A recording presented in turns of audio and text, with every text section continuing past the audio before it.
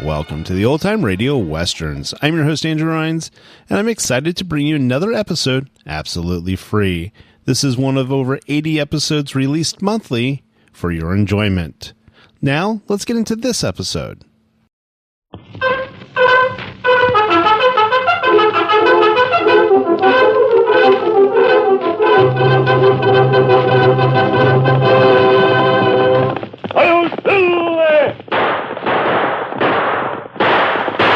A fiery horse with the speed of light, a cloud of dust, and a hearty Hi-Yo Silver, the Lone Ranger.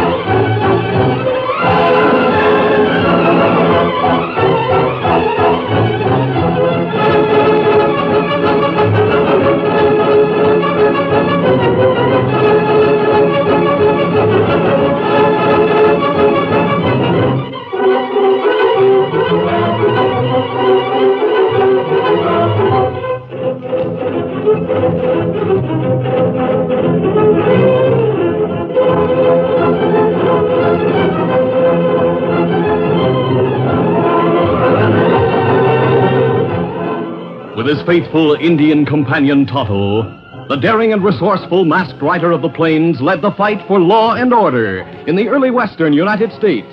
Nowhere in the pages of history can one find a greater champion of justice. Return with us now to those thrilling days of yesteryear.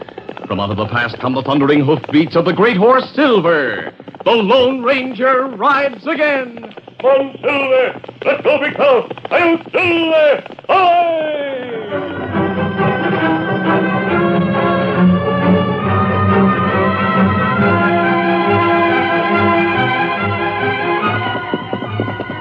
It was the hour before dawn. Tonto urged Scout up the draw to the top of the bluff, where the Indian ponies were bedded down, and the Lone Ranger stood beside the great horse Silver, looking down at the village in the valley. Oh, Scout, oh, fella. Easy, Scout, easy, fella. Well, Tonto, it no good, Kimasabi. Thundercloud, not Big Valley. But didn't you tell him that Canfield was planning to massacre his whole tribe? Thundercloud say he make treaty with government. Blue Creek Valley belong to Indians. Indians promised to stay in Valley. Thundercloud not leave. Didn't you tell him that troops were on the way from the capital? Thundercloud say troops not hurt Indian. If they were federal troops, he'd be right. But they're militia, raised by Canfield himself. They're his political followers. They've all been promised land in the valley after the Indians are wiped out. Tonto say all that. And he wouldn't believe you? Thundercloud say governor not let Canfield hurt Indian. The governor's been recalled to Washington. Canfield's taken over in his absence. He's running everything. Thundercloud not understand. No.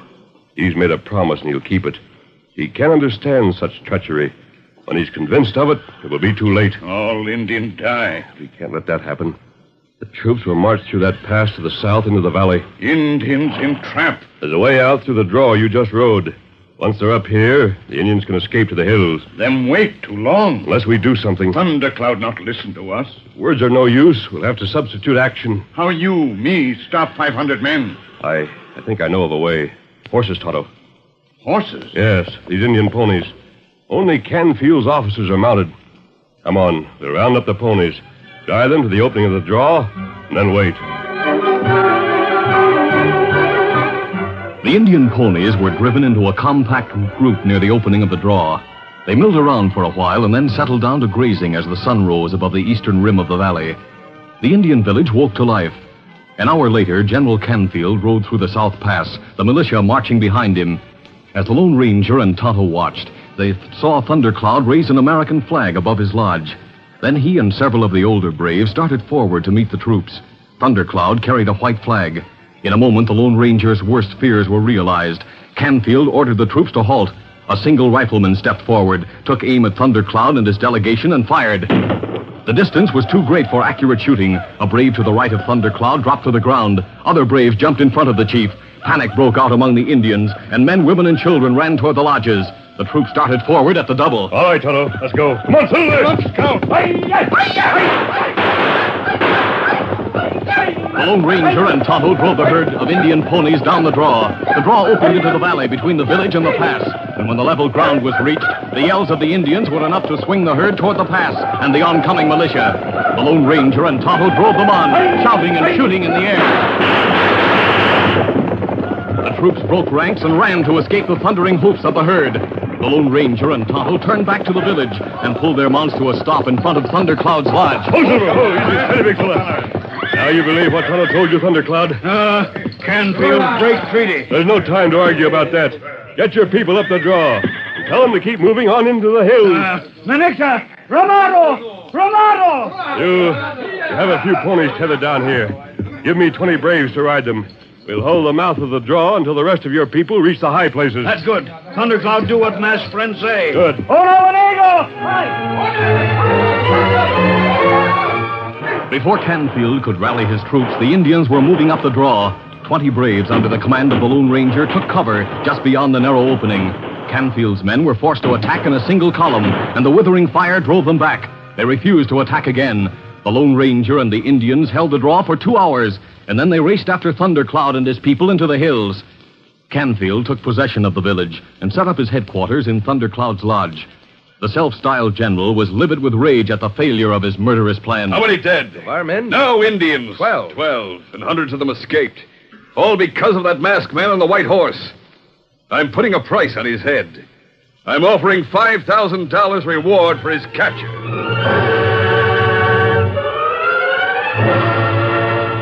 In the days that followed, Canfield carried out his plans. He proclaimed a state of war with the Indians. He placed the territory under martial law.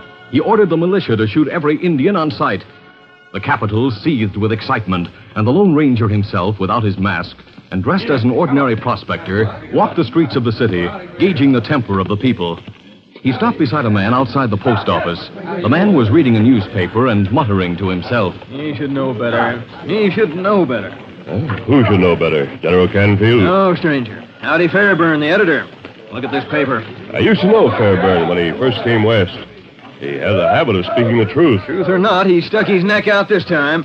See the headline?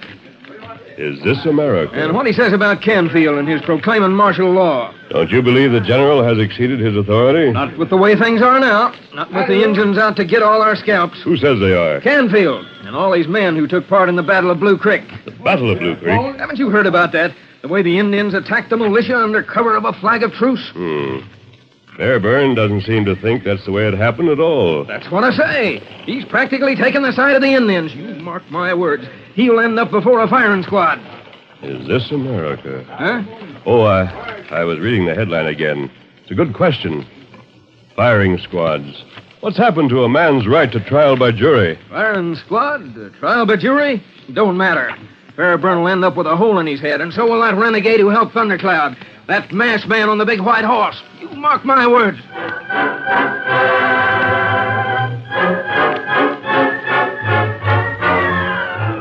That same afternoon, Captain Hugh McNeil rode into the capital.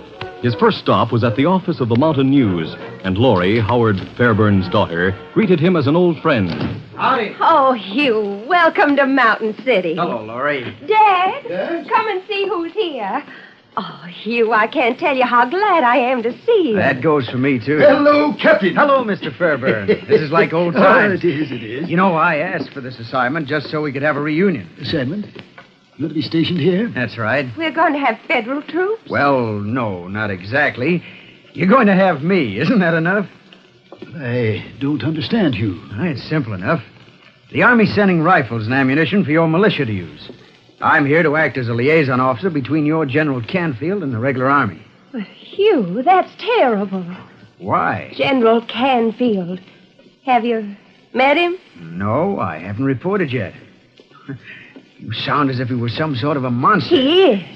Well, he seems to have done a pretty good job of putting down this Indian uprising. Oh, tell him, Dad. Tell him what he's getting into. What's wrong, Mr. Fairburn? Everything. In the first place, Canfield isn't a soldier. He's a politician. He raised his regiment by promising every recruit he'd share in the gold and furs that were captured from the Indians. It's a regiment of riffraff, of roughnecks. Of gunmen and thieves. They've fought well. What about the engagement at Blue Creek? You can't make me believe it happened the way Canfield says it did. There was no ambush? I don't believe there was. Why not, sir? Because Thundercloud is an honorable man, for one thing.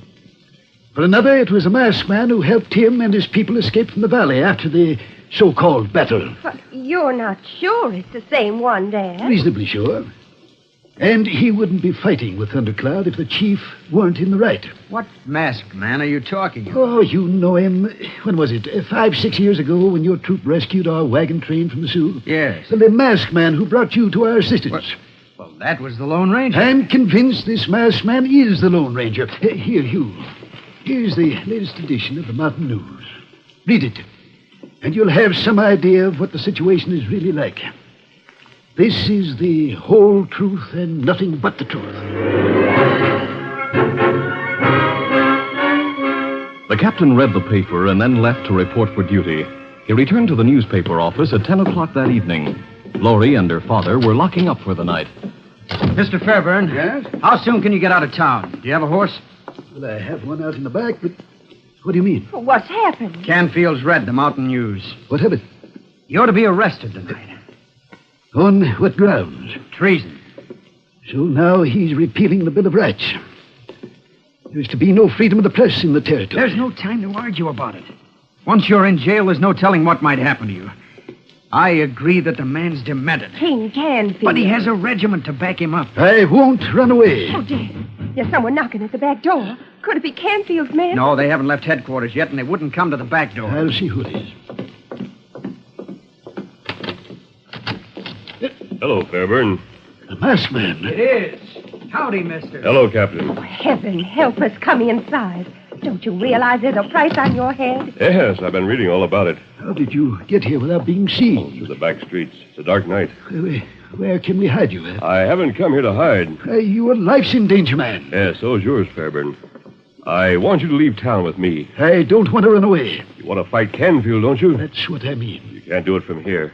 Our only chance is through Washington. You won't be allowed to use the telegraph here. Canfield has the office guarded. I've been trying to persuade him to leave. Canfield means to arrest him. That should settle it. How can you fight if you're behind bars? But, Laurie... I'll be all right. I'll take care of her. I'm telling you, there's no time to lose. They'll be here any minute. All right. I'll go with you. Good enough. Come on, then. Adios. Good luck to you both. Bye. Oh, Hugh, if only he can get away safely. He will. The Lone Ranger will take care of him. There they go. Now let's get this place locked up. I'll take you home. The front door. It's the militia. And Canfield's with them. Where's your father, Miss Fairburn? Why, I don't know. Where is he? He's left town. You have as much chance of finding him as you have of finding the masked man. You're under arrest. What for? For aiding and abetting treason. Take her to jail, men. All right, don't any of you lay a hand on her. And you're under arrest, too, Captain. Well, you can't arrest me. I represent the United States government. We'll discuss that at your court-martial. All right, take them away. All right, I said take the hands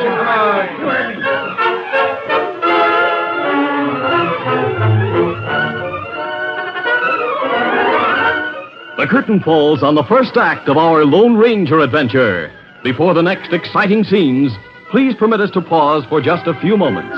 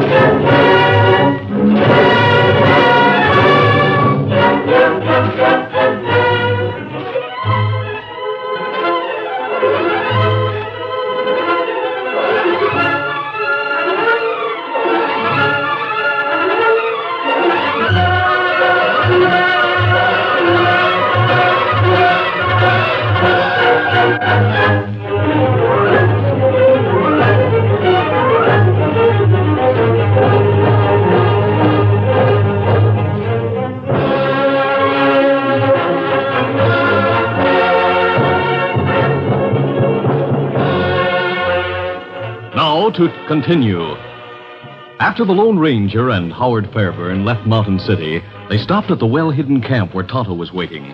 And then the three men rode down from the foothills and across the Great Plain. Early the next morning, they reached a small settlement far to the east. Fairburn rode into town to send a telegram and returned in a few hours with a message. Just listen to this. Yes. From the Secretary of the Interior. Macklin has been relieved as governor. New Governor Alexander Kilgore now on way to territory. Should arrive at Cheyenne today. Will travel south by stage. Suggest contacting him at Capitol and making formal charges against Canfield on arrival. This couldn't be better. Kilgore's a good man. You know him? By reputation? Why, what's the matter? Canfield must have this news already. Yes, I suppose so. It won't suit him at all to have a new governor taking over. He wants the job himself. You'll never get it now. Unless something happens to Kilgore. That's a dangerous trail through the hills from Cheyenne to the capital. Canfield wouldn't dare. Oh, wouldn't he? He's already defying the Constitution of the United States, not to mention a few government treaties. What's a hold-up and a murder? That's another crime the Indians will answer for. Yes, it's true. He could do it. I think you'd better have a talk with the new governor before Canfield and his men have a chance to reach him. Come on, Tonto, let's get settled. We're heading north? To the Cheyenne Trail as fast as we can make it.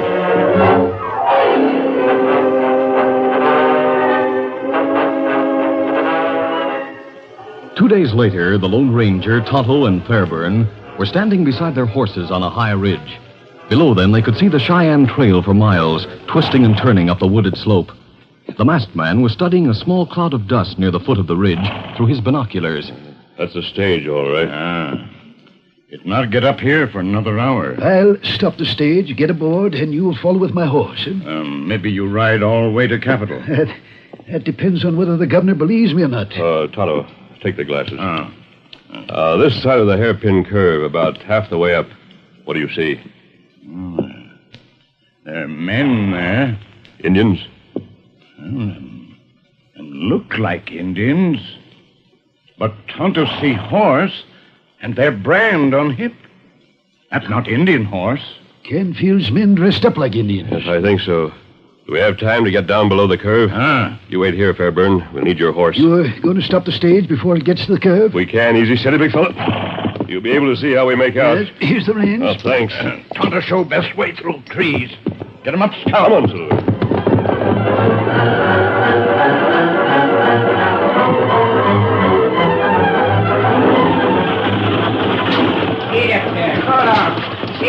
The grade was steep and the trail was narrow. The coach was traveling slowly, but even so it swayed from side to side, and the guard was holding on. When the coach rounded a bend and the two men rode out on the trail, he was unable to go for his gun. Rein up. They got us covered. No chance for me to get a beat on them. Whoa, whoa there. Whoa, you critters. Whoa. A masked man on a white horse and an Indian. What's the matter? It looks like a holdup, Governor. You can call it that if you want to. I'm not arguing. I got my hands up. But you're making a mistake. We're not carrying any gold. I'm not interested in gold. Step out of the coach, Governor. What for? Better do as he says, Governor. There's a price on this man's head. He's a desperate character. I have very little money on me. You're coming with us, Governor. With you? Yes, here. Get mounted, please. Do you realize who I am? Yes, Governor. But I must ask you to hurry. Very well. Oh, now, steady. All right, get your coach started. Here! Where are you? Lead the way, Tonto. Get him up, Scout. Get up there. Hold Silver.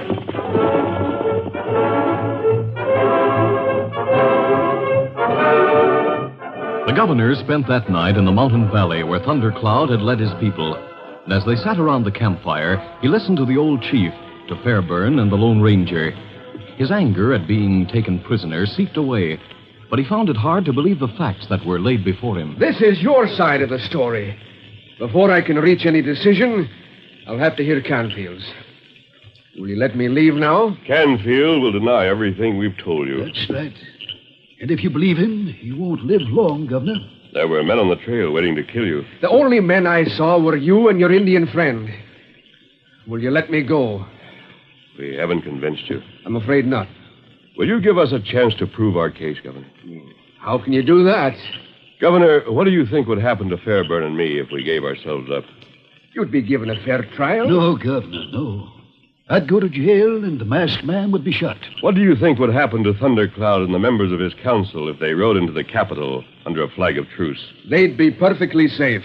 Governor, would you ride with us to the capital tomorrow morning? Why, of course. Would you conceal your real identity? Conceal my identity? Yes. Would you let us stain your face and hands? Would you wear buckskin so that Canfield will think you're an Indian, that he has no reason to be afraid? Will you give him a chance to convict himself? Yes, I will. I must warn you that you'll be risking your life. Oh, you'll carry no weapons? No, none. Then there's no danger? We'll see, Governor. We'll start for the capital as soon as possible. We must get there just as dawn is breaking. That same night, long after midnight, the door of Captain McNeil's cell opened, and the captain jumped up from the wooden bench where he had been trying to sleep. Who's there? It's me, Sergeant O'Grady. I smuggled some good food in for the girl. She insisted I bring you some. You're a friend in need, Sergeant. I wish I could be a better one. You mean that? I wish I could set you both free. We're getting fed up with Canfield. He had one of the men whipped this morning. Then why don't you do something about it? What can we do? We got a bear by the tail. Try to let go and he'll claw us to death. But if you all acted together, man. We haven't got the nerve. Each one of us is afraid of his own miserable hide.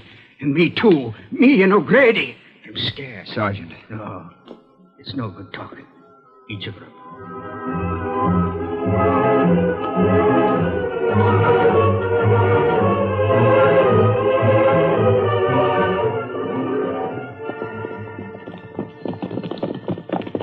As night faded into day the following morning, the main street of the capital was deserted.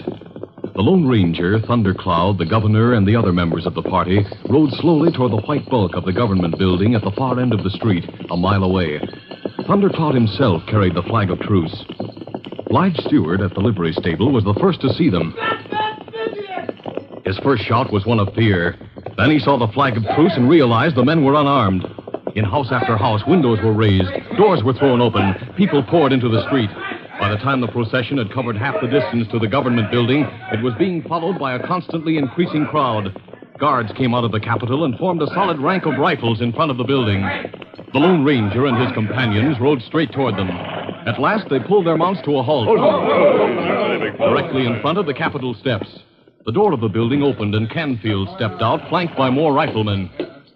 Thundercloud come to ask for peace. General tell Thundercloud what white men want Indian to do. Indian promise all white men ask. Indian want peace. Oh, so you want peace? What do you want, masked man? I'm here to face any charges that are against me. I want a fair trial. You took the new governor prisoner yesterday, didn't you? You might call it that. Where is he? As far as I know, he's here. Don't lie, you killed him. No, I didn't. It wasn't smart, masked man. I'm still governor, and I'll stay governor. You've been charged with treason already. Now I'm charging you with murder, and I'm finding you guilty. Without a trial? I say you're guilty, that's enough. Fairburn, you're going to jail. What's the charge against me? You'll be told later. But before I lock you up, I'm going to give you the pleasure of seeing this masked man and all your Indian friends executed. Thundercloud come here under flag of truce. What's that to me? The only good Indian is a dead Indian. And in 15 minutes, you're going to be one of the best. All right, grab them all, men. Drag them off their horses, tie their hands behind their backs, and line them up to be shot. Wait! The man's insane. What's that? Which one of you Indians said that? I did, and I'm not an Indian. This is stain on my face and arms. Look at my arm. A renegade, eh? No. The name is Alexander Kilgore. What? And I'm the governor of this territory. Hold. And here are my credentials.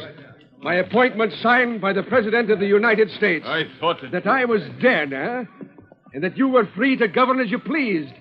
To set aside every federal and territorial law. To commit mass murder. It's all the Indians deserve. It's only justice for the masked man. Justice? You don't know what the word means. But you're going to find out, Canfield. You're not going to do anything to me. These soldiers are my men, and they'll only take orders from me. I'm relieving you of your command. You can't. I'll show you. Guards, this man is an imposter. Shoot him with the rest of the traitors. Not a chance, Canfield. I saw the president's signature on that paper. This man's a real governor, and we're taking orders from him. You'll die for this, O'Grady. We'll all die if we don't get rid of you. Right, men? What are your orders, Governor? Take him to jail. Don't any of you dare lay a hand on me. If you'll excuse me, gentlemen. Easy, steady, big fella. Just to make your work a little easier. That did it, masked man. Drag him away. Now, how about it? 3 cheers for Governor Kilgore! Hooray! Hooray! Hooray! Men of Mountain City, thank you for your vote of confidence. I promise to discharge my duties in accordance with the laws of the territory and uphold the Constitution of the United States. I promise to safeguard your rights, and I promise you peace. Now, you're free to go, Thundercloud, and to lead your people back to Blue Creek Valley. That's good. Ronego! Tonto and I are free to go as well, Governor. Yes, indeed you are. With all my thanks. Thank you, sir. Easy, steady, big fella. Easy, fella. Glory, honey. Are you all right? What's the matter? Oh, nothing now. We've been in jail since you left, Mr. Fairburn. The guards just let us out. And Canfield's taken your place? Yes. Governor, this is my daughter. And this is Captain McNeil of the United States Army. Oh, a pleasure. How do you do? We're so happy, Governor. So grateful. Oh, not to me. Your gratitude and mine belong to the masked man. Who is he, Fairburn? One of the greatest men the West will ever know. He is the Lone Ranger.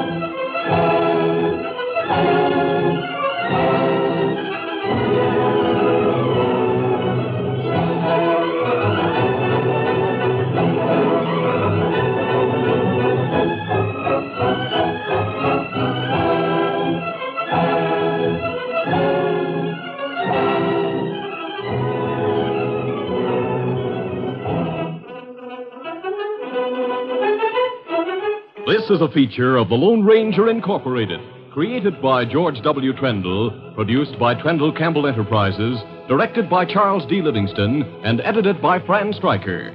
The part of the Lone Ranger is played by Brace Beamer.